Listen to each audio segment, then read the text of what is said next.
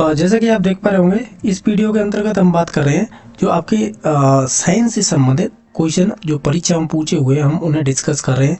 ये सभी क्वेश्चन जो विज्ञान से संबंधित क्वेश्चन रहेंगे ना, चाहे वो आपकी बायोलॉजी से संबंधित हो या आपकी बायो हो या केमिस्ट्री हो या फिजिक्स हो, ये कॉमन होती है 10 तक। आप जैसे भी कोई भी चीज़ पढ़ना चाहेंगे तो ये कॉमन है। लेकिन हमने देखा है कि बायो के क्वेश्चन 11-12 से भी पूछे जाते हैं, तो हम कवर करने की कोशिश करेंगे। इसके भी संबंधित जो क्वेश्चन बने हैं हम इंक्लूड करते जाएंगे, ठीक है। बाकी अब बात करें क्वेश्चन के लेवल की, लेवल 10 तक ही है। कुछ क्वेश्चन ऐसे मिलेंगे जो आपको टच करेंगे 11-12 से, बाकी है देख लेंगे आप, देखते चलिएगा क्वेश्चन किस प्रकार के पूछे गए हैं। जैसे कि हम बात करें 51 नंबर क्वेश्चन है, ये रोगों से पूछा है, यानी आप कह सकते हैं इसमें से क्वेश्चन पूछा है कि वायरस जनित संक्रामक रोग कौन सा है। एक तो वायरस जनित भी बताना है, साथ ही साथ वो संक्रामक रोग भी हो वो बताना है। अगर इन सभी ऑप्शनों को पढ़ेंगे ना, आपको एक जानकारी मिलेगी। इसमें 3 रोग तो जीवाणु जनित है, यानी जो बैक्टीरिया के द्वारा फैलते हैं, और बाकी एक रोग है जो आपके वायरस द्वारा फैलता है। तो वो ऑप्शन नंबर 3 है, खसरा, जैसे मीजल्स बोलते हैं, और इसका रोग कारक होता है वो रोबेला वायरस होता है। रोबेला वायरस होता है, तो इसका आप ऑप्शन नंबर 3 सही हो जाएगा, और ये आपका संक्रामक रोग माना जाता है। बाकी ऑप्शनों की बात करें, जैसे मोती जरा है, और मोती जरा को अब इंग्लिश में टाइफाइड बोलते हैं, और ये जीवाणु जनित रोग है।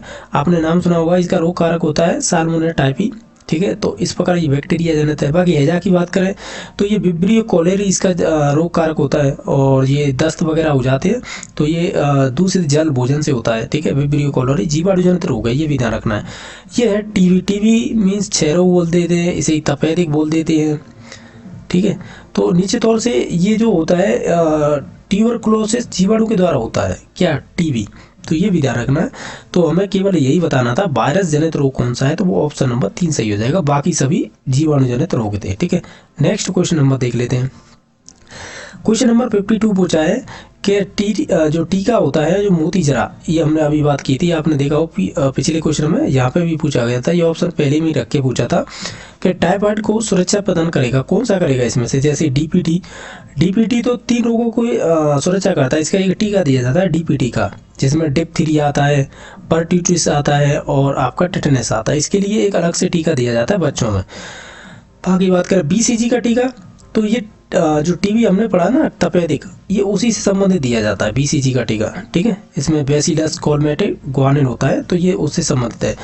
बाकी ओपीवी इसे बोलते हैं ओरल पोलियो वैक्सीन होती है, ये बच्चों को ही दी जाती है, आपको मालूम होगा, तो ये उससे संबंधित है। तो हमें पूछा था टाइफाइड मीन्स होता है ये आपका एक तरह से फीवर ही है, तो ये इसके लिए हम टीएवी यूज करते हैं। टीएवी का मतलब क्या होता है, टी से मतलब होता है टाइफाइड, ठीक है, ये तो हो जाएगा टाइफाइड।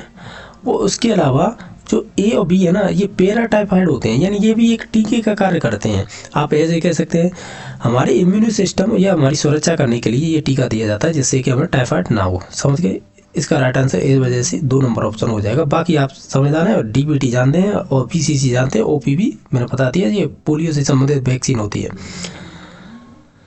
क्वेश्चन नंबर नेक्स्ट है जो 53 नंबर है, जैसा देख पा रहे होंगे, ये कह रहा है एक अभाव रोग है, यानी डेफिशिएंसी रोग है। यानी आप ऐसे कह सकते हैं जो आप संतुलित भोजन करते हैं ना, जो भी संतुलित भोजन आप करते हैं, तो उसके अंतर्गत आपके भोजन में किसकी कमी है।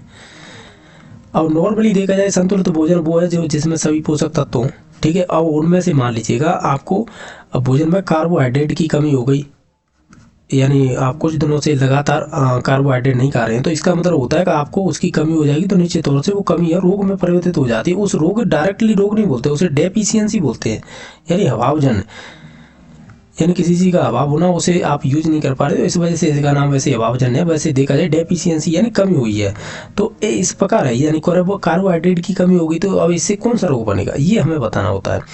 तो देखा जाए तो देखो क्वासियर रोग होता है और मेरास्मस, देखा जाए ये दोनों ही कार्बोहाइड्रेट प्रोटीन की वजह से यानी कमी से होते हैं, और ये बच्चों में होते हैं मोस्टली। तो हम ये कहेंगे क्वासियर और आपका मेरास्मस, ये दोनों रोग ना अभावजन्य रोग माने जाते हैं, यानी आपके भोजन में या तो कार्बोहाइड्रेट की कमी है या प्रोटीन की कमी है। बाकी हीमोफीलिया तो आप जानते होंगे, ये आपके जेनेटिक्स है, यानी आनुवांशिकी रोग है। कैंसर है ना, तो ये कह सकते हैं कैंसर है, ये आपका असंचरित रोग है, यानी एक होते हैं ना संचरणीय, एक होते हैं असंचरणीय, तो ये असंचरणीय रोग है। ये हमेशा सेल डिवीजन से होता है, मोस्टली हम पढ़ते ऐसे हैं नहीं कि तो कैंसर तो कई प्रकार से हो जाता है, ब्लड कैंसर हो जाता है, टिश्यू कैंसर हो जाता है, और आपका बोन कैंसर हो जाता है, पता नहीं कितने प्रकार के कैंसर के प्रकार होते हैं। लेकिन मोस्टली हम ये कहते हैं कि कैंसर होता है वो असंचरणीय रोग होता है, ठीक है। और बाकी इसमें से ये दोनों तो होंगे नहीं, हमें तो केवल अभावजन्य बताना था, तो ए और बी हो जाएगा। ए और बी किस ऑप्शन नंबर 4 में हो जाएगा, सही हो जाएगा। बाकी भारत में सर्वाधिक होने वाला तपेदिक रोग है, यानी टीबी सर्वाधिक होता है, तो वो किस प्रकार होता है, जैसे यकृत में होता है, रक्त में होता है, या अस्थि में होता है, या फेफड़ों में होता है। तो हम जानते हैं तपेदिक होगा तो वो मोस्टली लंग्स में होता है, यानी फेफड़ों से संबंधित होगा, क्योंकि ये श्वसन से संबंधित होता है। तो ऑप्शन नंबर 4 सही हो जाएगा। इसका जीवाणु ध्यान रखना, ये जीवाणु जनित रोग होता है, और ये इसका नाम होता है और ट्यूबरक्लोसिस होता है इसका जीवाणु, ठीक है। नेक्स्ट क्वेश्चन नंबर है 55, वायु जनित रोगों का सब कौन सा है, यानी आपको वो रोग बताने जो वायु जनित यानी वायु के द्वारा फैलते हैं। जैसे आप इनमें से क्रॉस कर सकते हैं, जैसे कि वायु जनित, ठीक है, तो ओके देख लेते हैं। जैसे एड्स है तो ये वायु जनित द्वारा नहीं होता है, तो इसे काट दीजिएगा। मधुमेह है, ये इंसुलिन की कमी से होता है, तो ये वायु जनित रोग नहीं है। और आपका कैंसर है, ये आपका वायु जनित नहीं है, तो ये कट गए। तो ऑप्शन नंबर एक ही बचेगा, सारस और स्वाइन फ्लू जिसे H1N1 बोलते हैं, और बाकी निमोनिया। ये निमोनिया है ना, ये ध्यान रखना, ये जीवाणु जनित रोग है, ठीक है, ये पक्का ध्यान रखना, क्यों कंफ्यूज करता है। एक तो आपका निमोनिया और एक आपका जुकाम होता है, ये वायरस जनित है, ठीक है, ये भी ध्यान रखना है। तो जो निमोनिया है और वो जीवाणु जनित है, और इसका रोग जनक होता है स्ट्रेप्टोकोकस न्यूमोनी, ठीक है, ये ध्यान रखना है। इसका H1N1 हो जाता है, और ये सभी है वायु जनित रोग हैं, यानी कह सकते हैं वायु के द्वारा फैलते हैं, ऐसे बोल सकते हैं। क्वेश्चन नंबर 56 है, ये कह रहा है कि इरिथ्रोब्लास्टोसिस फेटालिस रोग होता है। तो ये आप जब इम्यून सिस्टम पढ़ेंगे ना, क्लास 10th NCERT पढ़ेंगे, तो उसमें दे रखा है। आप देखेंगे ये 12th का क्वेश्चन है, कह सकते हैं लेवल का है, और उन्हीं में बनते हैं ये इम्यून सिस्टम। जैसे हम IAIE पढ़ते हैं तो उन्हीं से संबंधित है। तो उसमें क्या होता है कि जो पति होगा वो RH पॉजिटिव होना चाहिए, और माता है RH नेगेटिव वाली होती है। तो नीचे तौर से ये आपको इरिथ्रोब्लास्टोसिस फेटालिस रोग से ग्रसित हो जाती हैं। यानी इसका मतलब ये होता है, अगर आप RH पॉजिटिव हैं और आप कह सकते हैं जो पति है वो RH पॉजिटिव है, और जो आप उसकी पत्नी है वो RH नेगेटिव है, तो इसका जो पहली संतान होगी ना वो तो नॉर्मली हो जाएगी, जो सामान्य होती है, ठीक है। लेकिन जो सेकंड संतान होगी ना, तो वो नीचे तौर से उसकी डेथ हो जाती है, क्योंकि इसके खिलाफ जो आपके इरिथ्रोब्लास्टोसिस फेटालिस ये रोग होता है, इसके खिलाफ है एंटीबॉडी बन जाते हैं। तो अगली बार जब गर्भधारण होता है तो नीचे तौर से वो वहाँ पे उसे जो सेकंड जेनरेशन के रूप में जो भी बच्चा बन रहा है तो उसे मार देते हैं, ठीक है। अगर आपको इसकी जानकारी है तो उससे पहले कुछ घंटे पहले ये टीका लगाया जाता है इसका रोगन का, तो आप उसे लगवा सकते हैं, तो जिससे कि सेकंड बच्चा नॉर्मल हो सकता है। अदरवाइज निश्चित है वो मरना है, क्योंकि ये आप साइंटिफिक तौर पर आप साइंस जब 10th की पढ़ेंगे या 11th 12th पढ़ेंगे उसमें से ये सभी जानकारी दे रखी है। नॉर्मली हमें तो एक व्यवहार के तौर पर पूछा गया है कि इसमें RH पॉजिटिव पुरुष होता है और महिला होती है RH नेगेटिव, तब ये इरिथ्रोब्लास्टोसिस फेटालिस रोग होता है, ठीक है। तो ऑप्शन नंबर इसका 4 सही हो जाएगा। क्वेश्चन नंबर 57 है, सबसे कम पाए जाने वाले रक्त समूह कौन सा है। तो इसमें से सबसे कम पाया जाता है वो AB होता है, जो 8.94 है % ऑल वर्ल्ड में, और बाकी सर्वाधिक पाया जाता है वो ब्लड ग्रुप कह सकते हैं वो पाया जाता है, ये भी ध्यान रखना है। तो ये हमें पूछा था कम, तो हो जाएगा ऑप्शन नंबर 4 सही। क्वेश्चन नंबर नेक्स्ट है, एक लाल मूंगा क्या है, रेड मूंगा, ये एक जंतु उत्पाद होता है, यानी आप ऐसे कह सकते हैं जब आप समुद्र या एस चिन्ह या डेल्टा देखते हैं वहाँ पे पाए जाते हैं ये, ठीक है। और मोस्टली ये है कि जिनके नज़दीक नदी गुजर रही हो, जो बड़ी वाली नदी हो, ऐसे नहीं कि वो सूख जाए, यानी 12 मासी वाली हो, वहाँ पे देखना ये चीज़ें मिलती है, जैसे लाल मूंगा वगैरह। वैसे तो ये समुद्र में मिलती है, देखा जाए समुद्र हो गए, बड़े बड़े एस चिन्ह हो गए, डेल्टा हो गए, वहाँ पर मोस्टली मिल ही जाते हैं ये, ठीक है। तो ऑप्शन नंबर 2 सही हो जाएगा। ये कह रहा है कि हाथी के दांत टस्क रूपांतरित होते हैं, यानी मॉडिफाई किसके होते हैं। ये आपसे कह रहा है कि हम ये भी कहावत सुनते हैं कि हाथी के दांत देखने के अलग होते हैं, देखने के अलग होते हैं और खाने के अलग होते हैं। तो वो दिखाने वाले होते हैं ना, वही दांत पूछ रहा है ये, जो दांत होते हैं हाथी के, तो दिखाने वाले जो बाहर 2 दिखाई देते हैं हमें, तो ये वाले दांत किस प्रकार के होते हैं। कैनाइन होंगे या आपके इंसाइजर होंगे या इंसाइजर या मोलर। तो ये आपके दांत होते हैं वो अपर इंसाइजर होते हैं, यानी आप ऐसे कह सकते हैं जो हाथी के दांत देखने वाले होते हैं उन्हें इंसाइजर दांत कहते हैं, कृतनक। ठीक है, तो ऑप्शन नंबर इसका 2 सही हो जाएगा। एक ध्यान रखना, इसमें ये भी पूछा गया था निचला वाला या ऊपर वाला, तो ऊपर वाले होते हैं। ठीक है, तो ऑप्शन नंबर 2 सही हो जाएगा। क्वेश्चन नंबर नेक्स्ट है क्विनिन। क्विनिन है को प्राप्त किया जाता है सिनकोना के वृक्ष के। तो सिनकोना है ना, ये प्राप्त की जाती है छाल से प्राप्त की जाती है, जिसे हम बार्क बोलते हैं। आपने ये चीज़ देखा होगा कि जो हम सिनकोना के ब्रश से हम जो छाल प्राप्त करते हैं ये, या क्विनिन दवा प्राप्त करते हैं, ये क्यों करते हैं? आपने नाम सुना होगा, मलेरिया रोग सुना होगा, जो मादा एनाफिलीज मच्छर के द्वारा होता है। तो ये प्रोटोजोआ जनित रोग होता है, प्रोटोजोआ जनित रोग होता है। तो इससे कह सकते हैं ये बीमारी में उपयोगी है, यानी इसे छाल से जो मलेरिया रोग हो जाता है इसमें फ़ायदा होता है, तो इस वजह से इसका उपयोग किया जाता है। तो ऑप्शन नंबर 3 सही हो जाएगा। ये करें मधुमक्खी पालन को क्या कहते हैं? तो मधुमक्खी पालन को आप एपीकल्चर कहेंगे। ठीक है, बाकी सेरीकल्चर है वो रेशम कीट से संबंधित होता है। सिल्वीकल्चर है, सिल्वीकल्चर किसे कहते हैं? सिल्वीकल्चर का मतलब होता है वन संवर्धन, यानी जो आपने फॉरेस्ट है उनका हम कंजर्वेशन कर पाए। बाकी जलीय संवर्धन मतलब एक्वा कल्चर से संबंधित है, जो समुद्र वगैरह होते हैं उनसे संबंधित है। बाकी नेक्स्ट क्वेश्चन नंबर आप देख पा रहे होंगे, ये पूछा है रेशम सिल्क बना होता है, यानी आपने देखा होगा जो रेशम सिल्क होता है वो धागेनुमा स्ट्रक्चर दिखाई देती है। तो वो उसमें जो धागे होते हैं वो काय के मतलब किससे बने होते हैं? तो वो फाइब्रोइन, यानी जिसे फाइब्रोइन प्रोटीन बोल सकते हैं। तो ऑप्शन नंबर 4 सही हो जाएगा। ये कह रहा है कि इसमें से एक तना क्या है? और तना होता है वो आलू होता है। आलू के साथ याद रख सकते हो आप है अदरक। अदरक के अलावा और क्या याद रख सकते हैं? अदरक के अलावा हल्दी आ जाएगी, नीचे तौर से आ जाएगी, तरे में ही आती है, तो ऐसे याद रख सकते हैं। तो ऑप्शन नंबर 1 सही हो जाएगा। इस क्वेश्चन को जोड़ रहे हैं क्योंकि ये डिलीट किया गया था, इसमें एक से अधिक ऑप्शन सही हैं। बाकी 65 नंबर क्वेश्चन है, पेड़ जिसके पत्ता का उपयोग है मेहंदी, यानी जो हीना मेहंदी आती है आपने सुना होगा, के रूप में किया जाता है, तो इसे लासोनिया बोलते हैं। तो ऑप्शन नंबर 4 सही हो जाएगा। ये फैक्चुअल क्वेश्चन है, रटने वाली चीज़ है ये तो। बाकी 66 नंबर क्वेश्चन है कि एक खरपतवार नाशक कौन सा है इसमें से? तो वो हम पढ़ते आ रहे हैं शुरू से, 2,4-D होता है, वो एक खरपतवार नाशक होता है। क्वेश्चन नंबर नेक्स्ट है एक्टिनोमाइसिन, यानी जिसे प्रतिजैविक को प्राप्त किया जाता है किससे? जैसे कि वायरस है, बैक्टीरिया है, शैवाल है, कवक है, तो हम इसे कवक से प्राप्त करते हैं। तो ऑप्शन नंबर 3 सही हो जाएगा।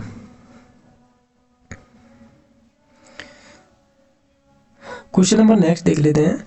क्वेश्चन नंबर है कि डीएनए का चाकू कहलाता है, यानी आप ऐसे कह सकते हैं डीएनए के खंडों में काटना होता है, तो डीएनए नाइफ बोलते हैं, या डीएनए का चाकू। तो इसे यानी आपको बताइएगा इन किन ऑप्शनों के आधार पर कहेंगे इसे।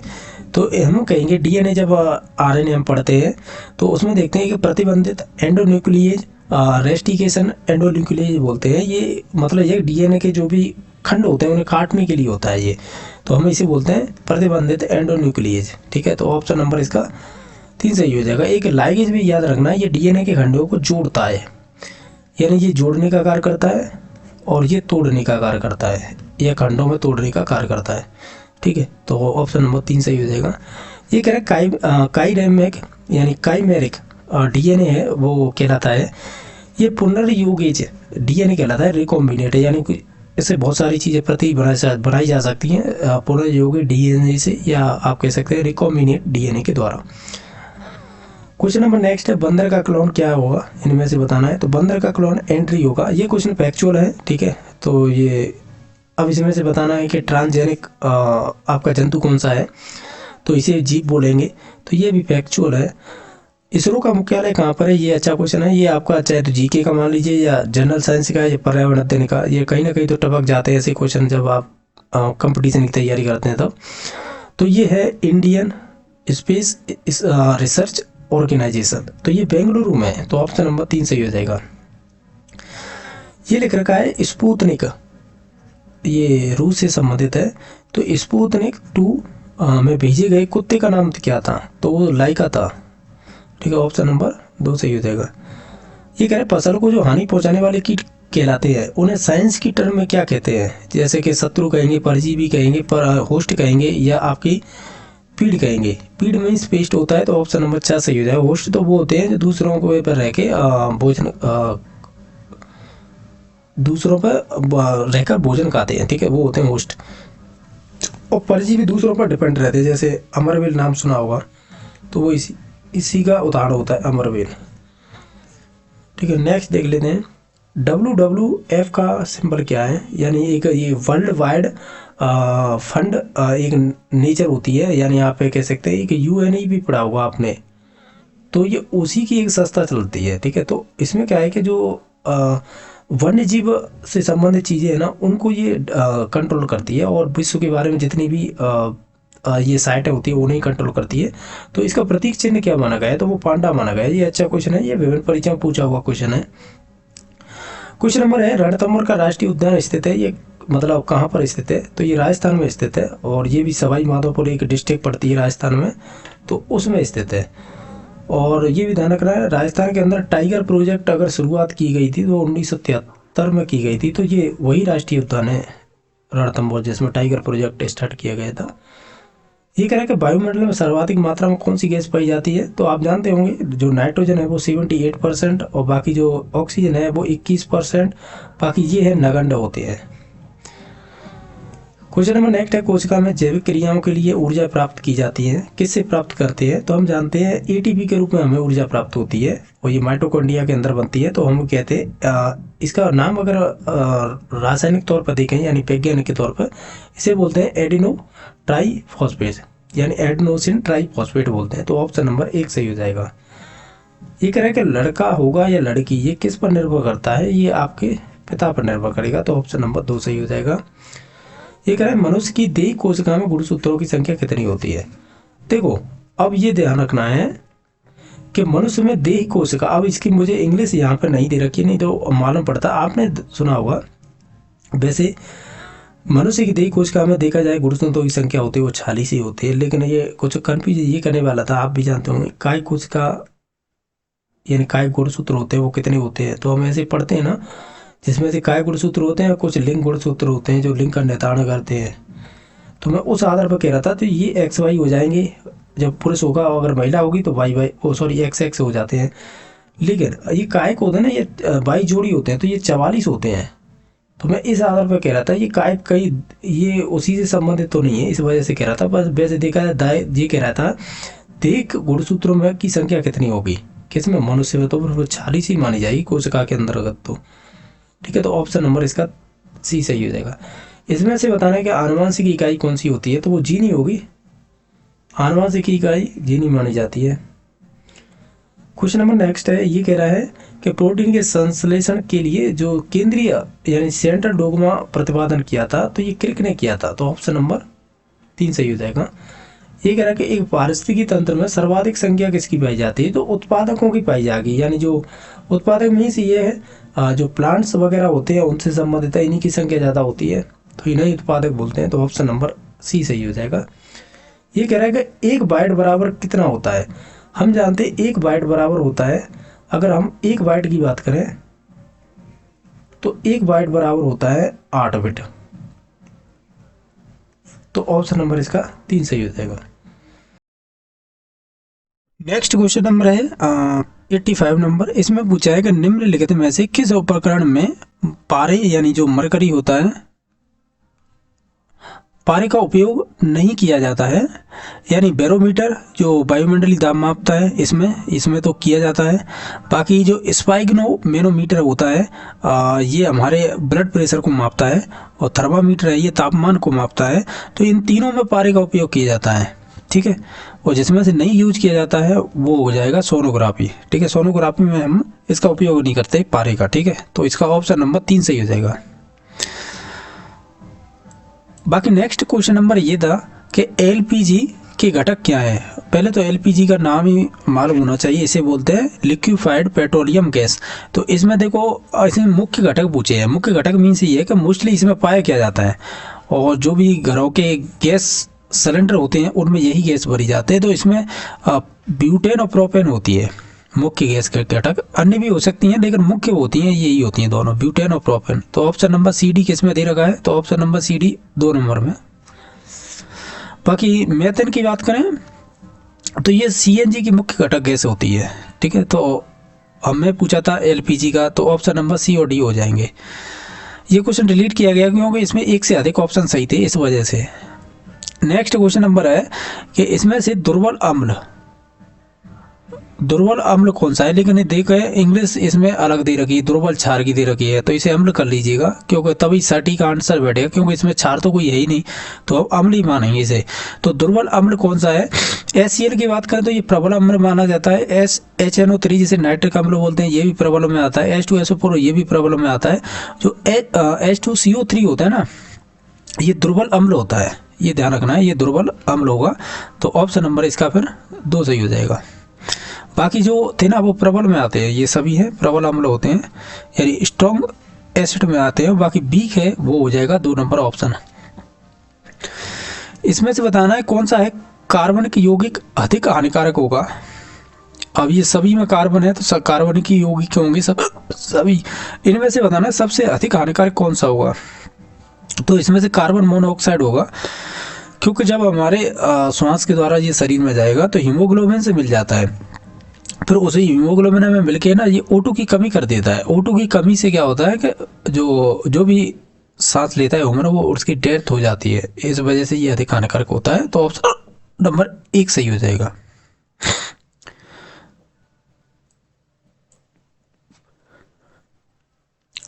क्वेश्चन नंबर नेक्स्ट है, इसमें पूछा है कि नैनो प्रौद्योगिकी जिसे हम नैनो टेक्नोलॉजी कहते हैं, ये किस आकार की संरचनाओं का अध्ययन करती है। तो ये 100 नैनोमीटर से भी छोटी होती है, तो उन्हें भी ये देख सकती है। तो ऑप्शन नंबर 1 सही हो जाएगा।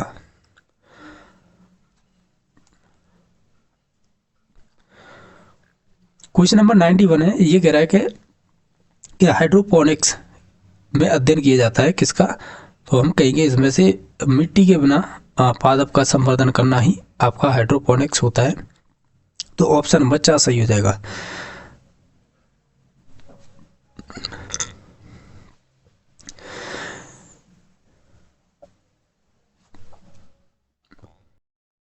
नेक्स्ट क्वेश्चन नंबर है, जैसा देख पा रहे होंगे, ये है 92 नंबर क्वेश्चन है। ये पूछा है कि किस नेत्र रोग में द्विअवतल यानी जिसे बाइकॉनकेव बोलते हैं लेंसों का उपयोग किया जाता है। तो मैंने यहाँ पर ट्रिक लिखी है, इसे दूना बोलते हैं। डी से हो जाएगा दूरदृष्टि दोष, इसमें हम उत्तल लेंस का उपयोग करेंगे। और एन का मतलब हो जाएगा निकट दृष्टि दोष के लिए हम अवतल लेंस का उपयोग करेंगे। तो अवतल लेंस को कॉनकेव लेंस बोलते हैं। लेंस तो नहीं, कॉनकेव को अवतल ही बोलते हैं, लेकिन उसमें बाई लग रहा है, इससे कोई फर्क नहीं पड़ेगा। लेकिन हम ऑप्शनों के आधार पर जाएंगे तो वो निकट दृष्टि दोष ही हो जाएगा। तो ऑप्शन नंबर इसका 2 सही हो जाएगा। ये कह रहा है कि अंतरिक्ष यान में कल्पना चावला की मृत्यु हुई थी, वो आपको यान का नाम बताना है। तो वो कोलंबिया एक आपका कह सकते हैं अंतरिक्ष यान था, उसमें हुई थी। इसमें CNG का प्रमुख घटक बताना है, और इसे हम इसकी फुल फॉर्म देखें तो कंप्रेस्ड नेचुरल गैस होता है। तो इसमें जो मुख्य घटक होता है इसका वो मीथेन गैस होती है। तो ऑप्शन नंबर 1 सही हो जाएगा। इसमें से बताना है एक ऑक्सीकारक कौन सा है। ऑक्सीकारक जिसमें ऑक्सीजन अधिक होती है मोस्टली वही ऑक्सीकारक हो जाता है। तो ऑप्शन नंबर 1 सही हो जाएगा, जिसे KMnO4 बोलते हैं, पोटेशियम परमैंगनेट बोलते हैं, KMnO4। ठीक है, तो ऑप्शन नंबर 1 सही हो जाएगा। ये कह रहा है कि विद्युत बल्ब में कौन सी गैस भरी जाती है। तो विद्युत जो भी बल्ब होते हैं उनमें हम हमेशा ही ऑर्गन गैस भरेंगे। तो ऑप्शन नंबर 2 सही हो जाएगा। ये कह रहा है कि एयर कंडीशनर का कार्य करता है, यानी जो घर में AC लगाई जाती हैं तो वो क्या कार्य करती हैं। तो हम कहेंगे पहली बात, इन ऑप्शनों को देखें तो एक तो कमरे का ताप नियंत्रण करती हैं, ये बात सही है। CO2 की सांद्रता भी नियंत्रित करती हैं, यानी सांद्रता मीन्स ये है कि CO2 की मात्रा अधिक हो जाती है तो उससे तापमान बढ़ता है, और जबकि उसे कंट्रोल रखेंगे तो तापमान कम रहेगा। जैसे भी एरिया की बात करें, या कोई हॉल हो सकता है या कोई अन्य चीज़ है। ठीक है, तो B और C किस में है। तो B और C 3 नंबर ऑप्शन में, तो यही राइट आंसर हो जाएगा। ये कह रहा है तरल नाइट्रोजन का ताप होता है। तो मोस्टली आप नाइट्रोजन आपने देखी होगी, इसका जो तापमान देखा जाता है वो माइनस में होता है, -197 डिग्री सेंटीग्रेड होगा। तो ऑप्शन नंबर इसका C सही हो जाएगा। ये कह रहा है कि उस उपकरण का नाम बताइएगा जो दृष्ट धारा को प्रत्यावर्ती धारा में परिवर्तित कर दे, यानी चेंज करे। ठीक है, एक होता है AC से हम DC में चेंज करते हैं, एक होता है DC से AC में चेंज करते हैं। तो मोस्टली अब बैटरी से आपको AC यानी जो घर में आने वाली करंट है वो बनानी है, तो वो इन्वर्टर के थ्रू बना सकते हैं आप। ठीक है। बाकी विद्युत मोटर है तो ये तो विद्युत ऊर्जा को यांत्रिक ऊर्जा में चेंज करेगी। ठीक है। बाकी जनरेटर की बात करें तो जनरेटर में क्या होता है, जनरेटर वो होता है वो यांत्रिक ऊर्जा को विद्युत ऊर्जा में बदलता है। ठीक है, तो ऑप्शन नंबर सी सही हो जाएगा इसका। ये करें कि रेफ्रिजरेटर में किसका उपयोग किया जाता है, यानी जो घर में हम फ्रिज यूज करते हैं उसमें किस गैस का उपयोग करते हैं मोस्टली, या किन इनमें से ऑप्शन दे रखे हैं किसका उपयोग करेंगे, तो हम फ्रीऑन का उपयोग करते हैं। ठीक है, तो ऑप्शन नंबर इसका 2 सही हो जाएगा। इस प्रकार हमने जो भी क्वेश्चन किए हैं ये पूछे हुए क्वेश्चन है, ठीक है, बोर्ड के द्वारा। तो निश्चित तौर से जितने भी क्वेश्चन आपके बन रहे हैं सही, कमेंट करके बताएं। बाकी वीडियो देखने के लिए धन्यवाद।